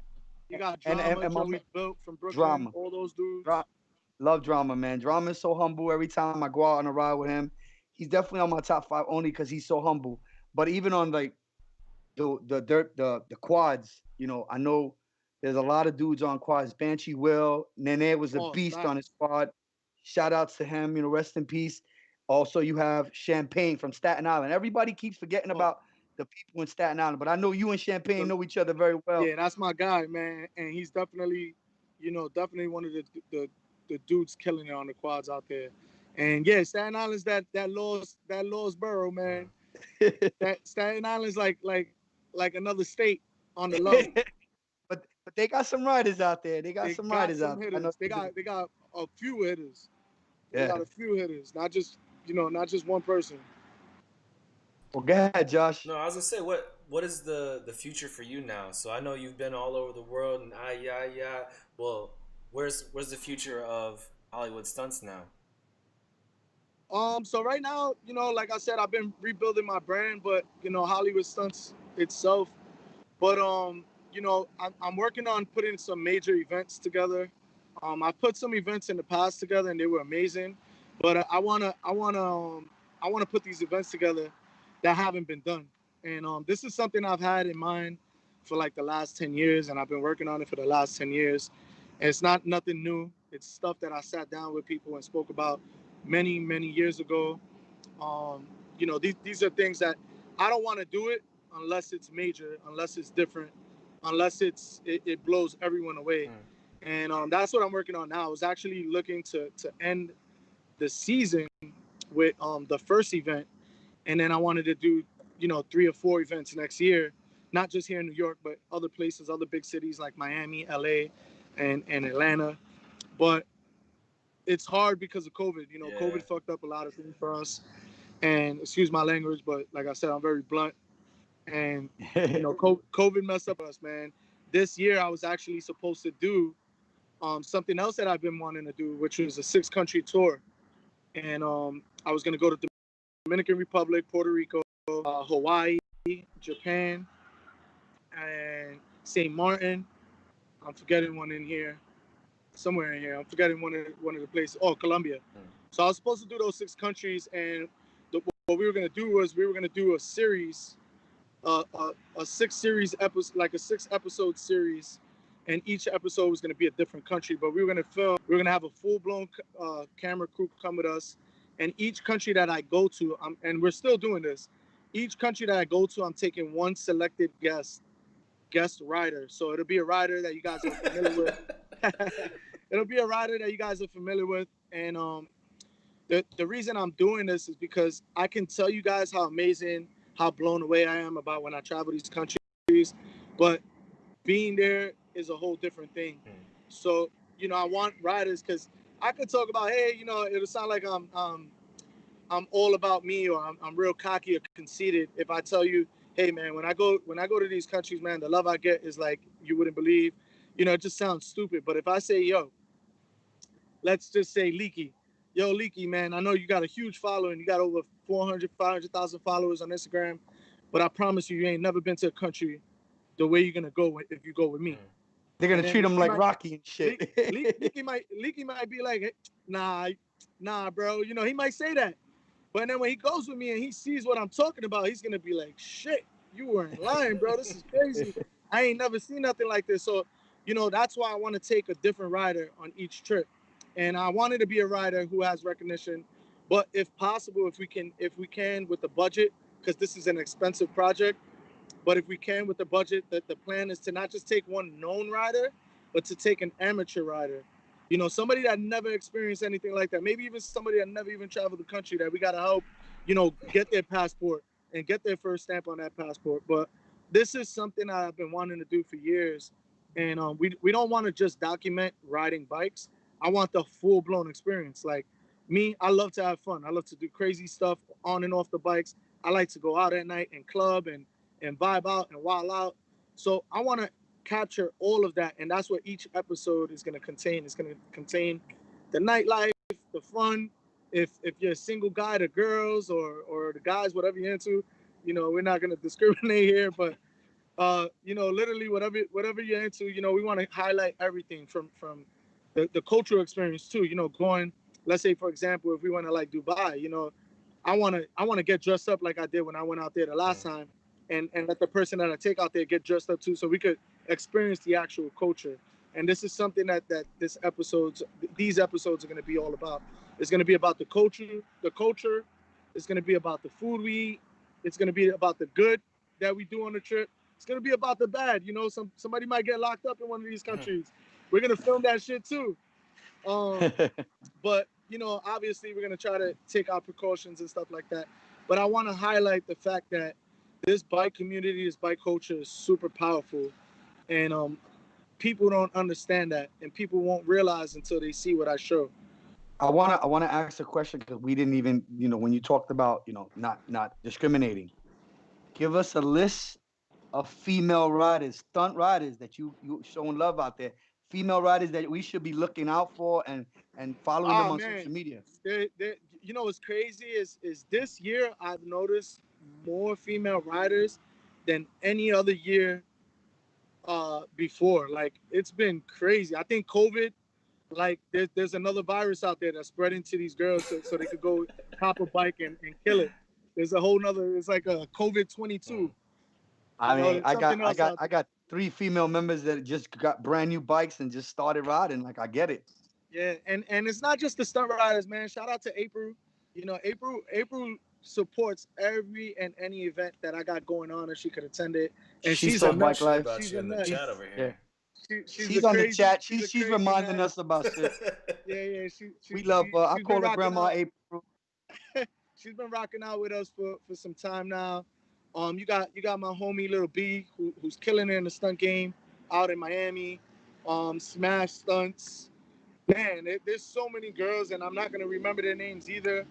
But shit, you know, there's so many females, and I want to say salute to all of you, because you're literally opening doors for other females to step into this type of lane. You know, step into the lane, and not to mention, there's some of these girls out there that are shitting on the guys in the bike game. So, you know, you gotta understand they're not just getting in the game, but they putting in that work. They're putting in that work. So they got a lot more to prove. Going back to the word king. You know, you might feel like a king, and there's a girl out there that'll put you to shame. Make you look like a prince. So, you know, humble yourself and understand the ladies is out there getting it in too. Truth. Yeah, shout out to all the ladies who ride. Definitely shout out to Grandma April. We love you, April. Yo, so what kind of advice would you give to amateur riders or beginners to the stunt life? Like, what would you tell those guys that are trying to get started? Yeah. One of my favorite things to tell everyone, whether you've been in the game or you just, you might want to get in the game, you've never been on a bike, it doesn't matter. Is if you come into this game or you're in this game, come into it or be just not. I'm sorry. If you're coming into this game for the first time, if you're buying your first bike, be humble from day one. Now, if you come into this game and some people are fast learners, some people will be the next top rider in a matter of months. When you get to that point, still be humble. Still be that person you were when you were looking into the bikes. Because you being humble is gonna allow other people to be humble. One of my favorite lines is lead by example. Lead by example. So if you're a humble person, what does that mean? The people that follow you are gonna become humble people. They're gonna follow your footsteps and come into this world. And the bike community is so much better when we're all humble, right? We all know a couple of those stuck up people. We all know those people that There's a lot of them, are full of actually. themselves. There's a lot of them. Yeah, there's so many of them in this bike game, and hey, let them be those people. Yeah. Just because they're those people, trust me, you don't have to be those people. That's You why do I not always have call to you be the those humble people. giant. You are the humble giant of our bike life here in New York City. So if I had to give someone up for humility and say, yo, represent New York City on all levels, you would be that guy. I appreciate that. And yeah, man, that's my best advice, as far as, coming into this for the first time because, some people just don't get it. I get it. I get it if you're really good on the bikes. If you know me, I will literally sit at an event, after the event, before the event, and take some time out and just talk to a random person and answer questions. And if I don't, it's not on purpose. It's because something happened or my time is limited. And I would get back to you if you message me. Man, people, you know how many DMs I get and people are shocked that Oh I shit. respond. They're Absolutely. shocked I that I mean, from the respond. day I Like, met you, man, I reached out to so many other riders, and you're the first one that responded to me. Man, some of you riders out there need to humble yourselves because, you're at right. one point you were that person. So give these new people some advice so they don't hurt themselves. A lot of people don't realize, us, like everything I did to get to where I'm at today, all the mistakes I made, I could save the new person coming into the game all that trouble by just telling them, don't do this because this is what made me bust my ass. Yep. Don't, and it'll just help them get to the level they want to get to a lot faster. So, just humble yourself. Even me, man, coming up, even with people I looked up to, coming up in the game, man, they some people feel threatened. I never feel threatened, man. If you're coming into the game, I want you to be better than me.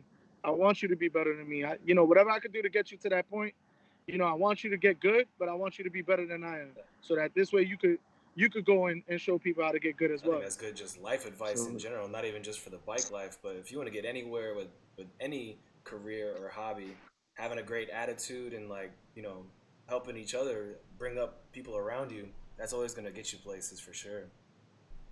Should I never forget the first time I met him? I mean, I met Hollywood and we just started talking. And next thing you know, we exchanged numbers. I was following him and I was asking him a million questions when I first met him. And he was just like, he never like shied me away or nothing like that. And I remember when we actually came out to Mike's Pro Lids, shout out to Mike's Pro Lid, when he came to New York, Hollywood was at the Meatloaf's event. And I mean, Hollywood wasn't even like, they didn't invite him to come stunt. He just saw all the kids.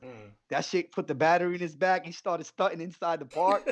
Everybody made a fucking circle like if we were gonna dance and shit. And Hollywood literally had like a 25-foot circle, maybe less.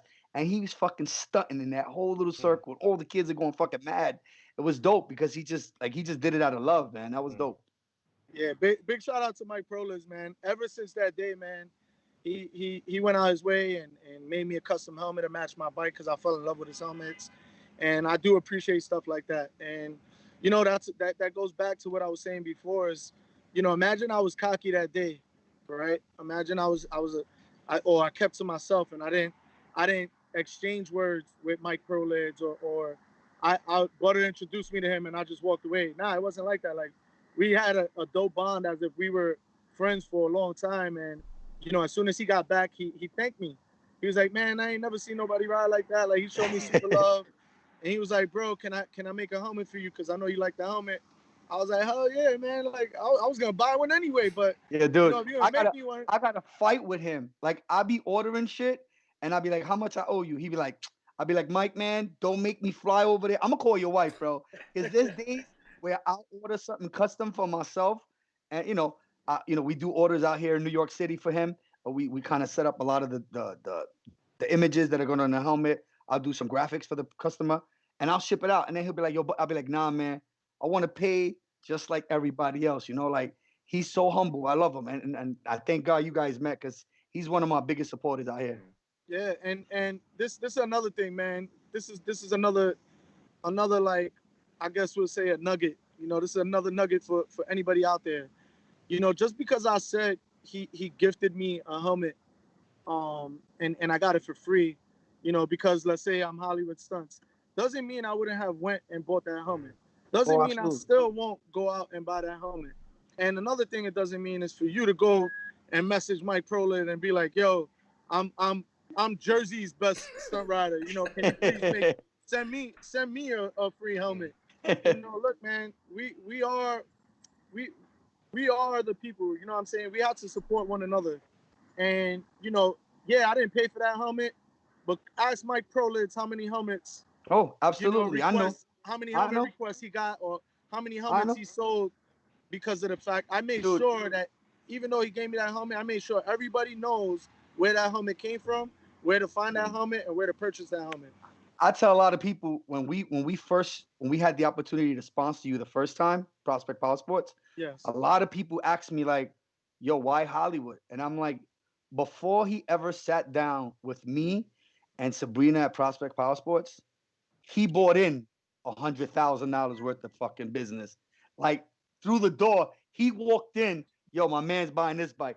Literally, the first month, we sold about 8 bikes that people that would have not came into the store unless you sent them. And a lot of people don't see that. Like, yeah, we'll sponsor you, but why don't you do something like that? You know what I mean? Like, bring business through the door. That's the point of sponsoring a rider, is so that you bring business through the door. That's it. That's exactly what I was just going to get into. So, I'm going to tell you guys 2 things. One thing that messes it up for us in the bike community, and one thing that benefits us and helps us in the bike community. The reason a lot of people are scared to sponsor people is because they sponsor people and they give them nothing in return. So, for example, somebody sees a dope leather jacket company, right? I'm gonna use Next Jackets as an example, because I that's a good dude. He makes some sick stuff, right? So let's just say I wanted a Next jacket, right? Next Unlimited jacket, and he's been around for years. He's been doing this thing for years in the bike game, and I'm a sick rider. I reach out to him. I send him my proposal. Hey, bro, I get a lot of promotion. I get a lot of exposure. That jacket you got, what can we do? Can you sponsor me a jacket? And let's just say his jacket's $2,000, right? So now you got to understand, as a rider, if you're looking for sponsorship, if you're asking for a $2,000 jacket on the arm, make sure you give that person double in return.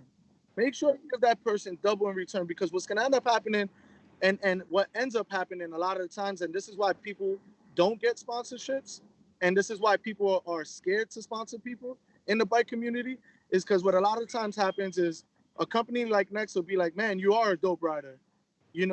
I think this jacket would do great on you. Cool, get me the exposure. They make this custom jacket for him, right? For the rider, or for the female rider. And now this female rider got her jacket and she's good. She don't even care to do anything now because she got what she wanted. What happens to the person that actually believed in you, off your word, gave you a $2,000 jacket that they could have sold and made $2,000? What are you doing for them in return? Now, what ends up happening is they got a bad taste for sponsoring people now. Now the next person that comes and knocks on their door like, hey, bro, I want you to sponsor me. Nah, man, I sponsored this person last time and they did absolutely nothing for me. In fact, it cost me money because I paid for that jacket and I got nothing out of it. They never shouted me out.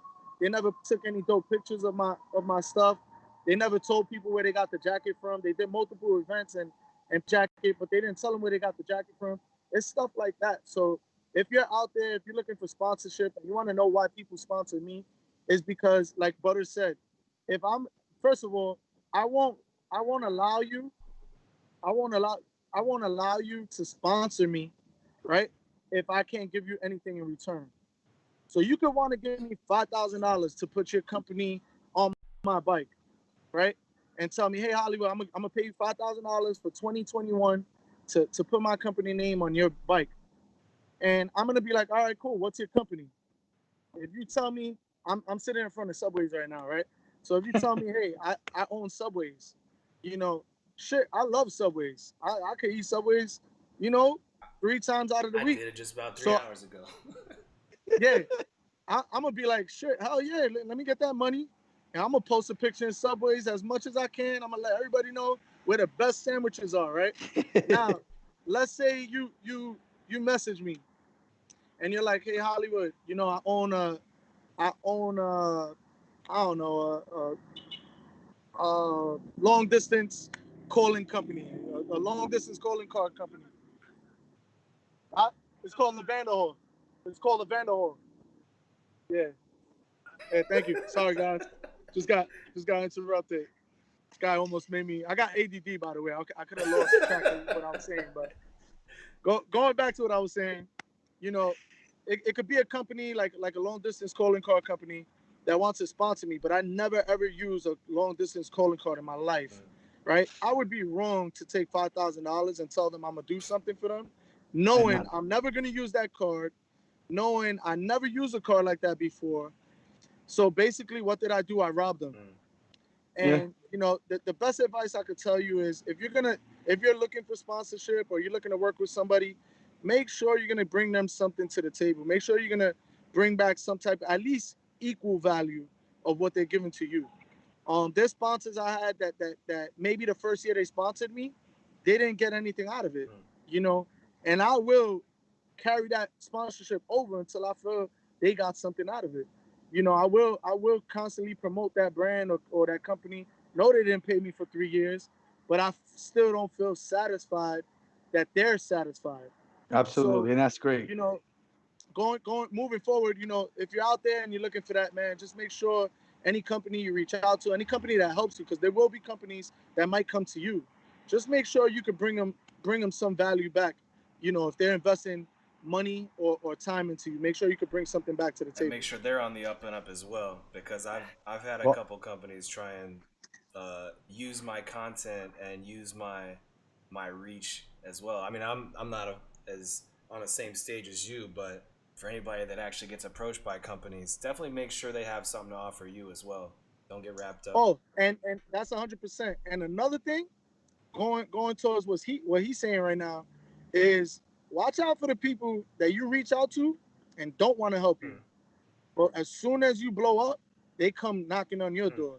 oh yeah, You know, absolutely. watch out for those people because there's a lot of those. You know, you gotta understand, man. If I was here building a house and I say, yo, brother, I need help building this house, you know, and you tell me, nah, Hollywood, you know, I ain't got time for that right now. And you know, when I'm done building the house, I'm about to throw the first barbecue. You come out of left field talking about, yo, Hollywood, knocking on the That's a door like, pretty yo, I heard you accurate got steaks. analogy. That's pretty The crib accurate right looks there. fire. Like, no, bro. I was trying to build this house with you. You know what I'm saying? Yeah, Now that we're celebrating when the house is done, you know, and you don't get that invite, you feel in a certain way. Nah, bro, go that I'm way. trying to do this together. Yeah, go that way, bro. You know, there's been plenty of people I reach out to, you know, with things that I'm already doing that I told them when I was in the process of thinking of what I was about to do. I'll tell them like, hey, look, this is what I'm about to do. And a lot of people that know me know if I say I'm gonna do something, I do with or without the help. Absolutely, I can So testify to that. yeah, with or without the help, I'm gonna do it. So if I'm reaching out to you and I'm telling you, hey, look, man, I'm working on something really, really big. You know, I think you could get some value in this. This is what I need from you, whether it's money, whether it's merchandise, whether it's a product, whatever it is. You know, I'm telling you for a reason. It's because I know I'm gonna get you way more than whatever you give me in return. So, you know, just know, you know, when you're out there, there's gonna be people you reach out to, and they're gonna come back, you know, because you got clout or because you did what you do, but they wanted to wait to see if you did it first. Be careful with those people. Look for the people that genuinely want to see you get to that point, want to help you get there. Yo, Hollywood, man, I can't thank you enough. We're gonna we're gonna wrap it up because I got a next project. But I can't thank you enough. We've actually gone 45 minutes longer than what we normally do because we have a lot to talk about. And I thank you so much for giving me your time. I know you just got a tattoo done. Your neck is on fire right now. Yeah, I don't know if you noticed. I can't even turn my neck. There's Yeah, somebody yeah, talking to me. There's somebody talking to me right now to the left, and I'm over there looking at them with my eyes, like, yeah, trying not to mess Well, it up. I want to thank you, and I want to, if you got anything to say as a goodbye, please, this is the time to do it. I thank everybody for watching and all the people that you invited. I got a lot of hits. I actually got a lot of friends from IG since I put your video up and you Fire. posted it. So thank you. I also want to thank you because we did the EMS thing. I think we got maybe 5 or 6 cooks from your friends that actually helped us out. A lot of people don't know how much you had to do with that EMS challenge, which I won some money out of, and I donated it back to charity. We've made some good friends, Puerto Plata Foods. I mean, he catered my birthday party. That's So fire. we continue the love. He donated to us, but that's what it is. He did to us, and we continue to bring him business. Like my birthday party was catered, Mother's Day before I had the heart attack. I was Amazing. out to go get food for him. So all my peoples are now supporting him. So it kind of worked out. So I would like for you to give some words of encouragement. Shout out to whoever it is. And we'll close Yeah, it up. most definitely, man. I just want to thank you guys for even giving me. I'm sorry, man. I'm on an interview. Yeah, I'm sorry. Um, I want to thank the both of you. You know, just for taking. That's one of the things I was just talking about. He's probably walking away like this guy's a dick. I'm not trying to be. I'm not trying to be that. Thank you, and you know, I really want to thank you guys for even considering having me on your show and thinking I'm of some type of value to even be on the show or some type of person that has influence to even be interviewed on the show. You know, so I want to thank you guys before anything, just for having me as a guest. You know, I'm super humbled. You both are amazing. I appreciate the questions you asked. I'm pretty sure there's a lot of people out there that had those same type of questions and wanted to know certain things about me. I do want to thank my sponsors that I do have that are a major help. Fame and Fortune, Easy Powder Coating, Graph X. You know, I have Stay on Point Tattoos. I have so many sponsors, you know, that truly help and you know, support every little thing I do. And I also want to thank my people. You know, I want to thank the people out there that support all the events I do, that repost stuff that I do, that comment and all that stuff. I without those people, I wouldn't be where I'm at today. Without the people support, without the people, you know, supporting everything I do and showing love to everything I do, I wouldn't be where I'm at today. So those are the people I want to thank. And as far as any encouraging words, I just gotta say, man, if there's something, it doesn't have to be about this bike life stuff. You know, I'm the same person on and off the bikes. I'm not just in the bike stuff. I'm trying to do things in all aspects of my life. And the best advice I could give you, man, if there's something you're truly passionate about out there, whether it's bikes, whether it's your business, you know, don't let anybody tell you anything. Don't let anybody discourage you because those are what we call dream stealers. Those are the people that they don't believe they could do what you want to do, so they don't want to see you do it. So they're gonna try to tell you all the negative things on why you shouldn't do that and why you should give up and why you should focus on other things. And this could be as close as your parents. Your own parents might be that dream stealer, and you just have to have thick skin and understand that if there's something you truly feel passionate about, go out there and run with it. And if you believe in it enough, it's exactly what's gonna happen, man. It's exactly what's gonna happen. This was a dream I had at one point, and you know, I'm literally living my dream. You know, being the person I am in this bike culture was something I visioned at as far as I could remember as a young kid. And my mom was the first one that was like, "You're never riding a bike." And I had to wait till I was about 17, just turning 18 years old, to get my first bike. And my mom, you know, now she's definitely one of my supporters. She knows there's nothing she's gonna do that's gonna stop me from riding the bike. And she realized, you know, how much of an influence I have in the No, bike life culture. now she's bringing the states to the house, right? Yeah. Now when I pull up to the house, she knows all the bikers I ride. You know, she sees the lights around. She's like, all right, what are you guys doing? You know, where you guys going? she understands it now, and just like I said, man, don't give up. If there's a dream, if there's something you're passionate about, stay with that passion. Believe in yourself. Don't let nobody steer you the opposite way. And you're gonna have that. You're gonna have those people that are gonna do that. That's normal. And if they're doing that, that means whatever you believe in, push even more because they know you could do Yes. it. They just don't want to Yes. see you do it. That's the truth right there. Absolutely. Thank you, my brother. Thank you so much. Hey, Josh, stick take it around. away. Stick around until after we close out. I know, Butter, you got something you got to go do, but just hang out for a couple more minutes. You too, Hollywood. Couple things before we get out of here. Yeah, man. Damn. Like, Butter talked you up. He hyped you up a lot before we even, came up with this show idea for this week. And you definitely lived up to the hype. You're definitely super humble, like he said. Your reach is far and wide, like he said. So, wow, thanks for being with us, man. I really appreciate that for sure. Also, you had mentioned at some point throughout this conversation that you want to like help people out, get support out there, spread the word for other people as well. Send them to us. Let's put them on the show. Anybody that you got that's got something to say. I mean, we don't have quite as quite as big a reach as you do, but if we can help out in any way, shape, or form, definitely reach out to us. And also, when you go back to Japan, let me know. I'll meet you there. I'll go back to Japan in a heartbeat. That place is awesome. And with that, Yeah, for all you guys at home, thanks for tuning in. I really appreciate that. We do this every Tuesday, 8 p.m. Eastern Standard Time. Me and Butter, whoever guests we have on that week, it's always a fun time. Butter, you got anything else before we get out of here? Peace, y'all. Thank you. Hollywood, love you, bro. Yeah, appreciate you guys. Appreciate everyone here. If you guys can share on your platforms as well, their YouTube channel. Share this interview with them so that they can start building their YouTube channel as well. Thank you. We're gonna support each other, and this is how things grow. Hell yeah. So Thank you, I my brother. appreciate you guys for having me on here. I appreciate the interview. It was amazing. I'm gonna go home right now because my neck is on fire, and I'm gonna get some rest after that long 6-hour tattoo session I just had. Have I a appreciate good night, you my guys, brother. man. Thank you so much. And as I always Peace. say, leave this world better than you found it. Peace. Later.